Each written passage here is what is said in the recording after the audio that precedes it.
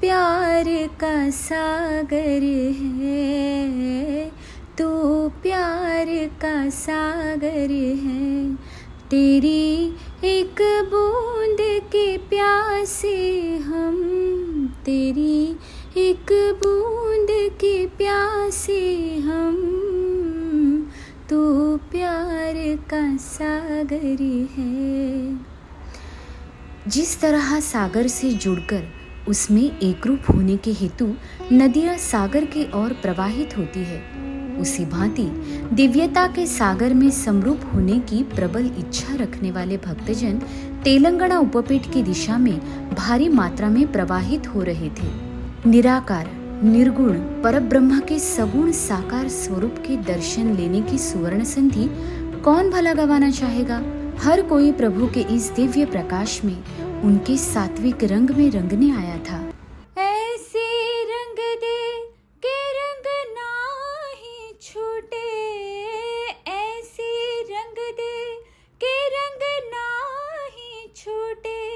धोबिया धोए चाहे सारी उमरिया, शाम पिया मोरी रंग दे चुनरिया, शाम पिया मोरी रंग दे चुनरिया। भगवान नाम के रंग में रंगने की चाह में आए हुए यह भाविक भक्त अपनी सात्विकता की भक्ति की पूंजी अपने पुण्य का समुचय वृद्धिंगत करने की कोशिश में लगा हुआ था। दिनांक 3 और 4 सितंबर 2023 इन दोनों दिन अनंत श्री विभूषित जगत गुरु रामानंदाचार्य श्री स्वामी नरेंद्राचार्य जी महाराज जी का स्वस्वरूप संप्रदाय के तेलंगाना उपपीठ पर समस्या मार्गदर्शन एवं दर्शन समारोह कार्यक्रम जोशपूर्ण संपन्न हुआ।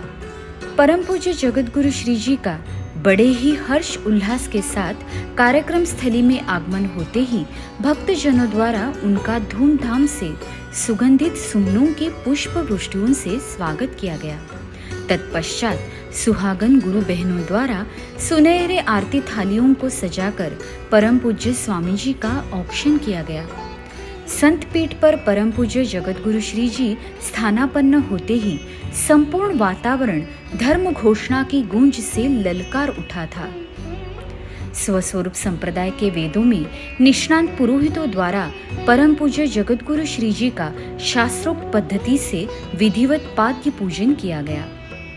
अब समय था परम पूज्य जगत गुरु श्री जी की दिव्य प्रभावशाली सुमधुर तेजस्वी वाणी को श्रवण करने का।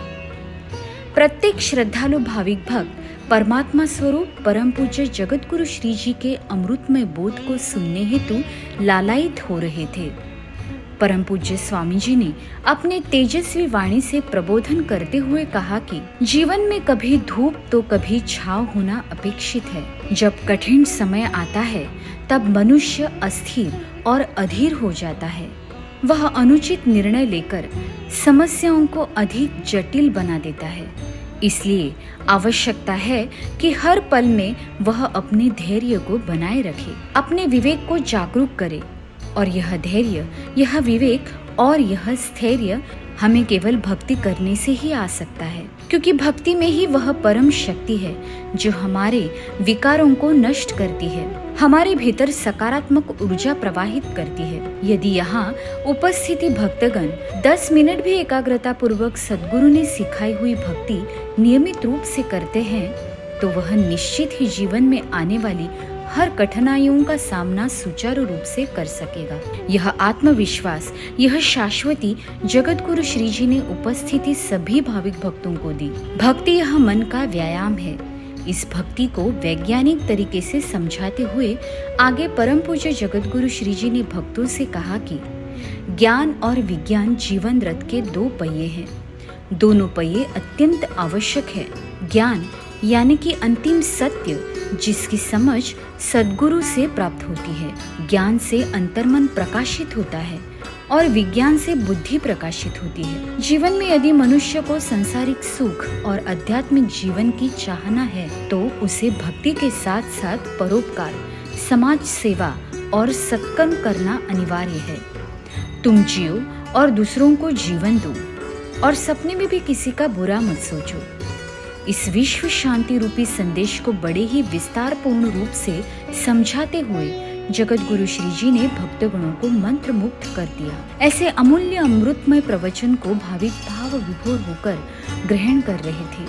ईश्वर रूपी सद्गुरु दर्शन की एक अद्भुत शांति, प्रसन्नता सभी के चेहरों से झलक रही थी। प्रवचन की समाप्ति होते ही भक्तजन दुतरफा कतारों में खड़े रहकर स्वस्वरूप संप्रदाय के सुनियोजन तथा अनुशासन को दर्शा रहे थे।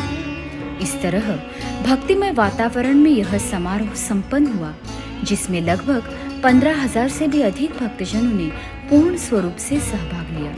बहुत काल से बारिश की अनुपस्थिति से सुलझ रहे लोग आज गुरुमौली के साथ आए वर्षा का भी मनसोक्त आनंद लूट रहे थे।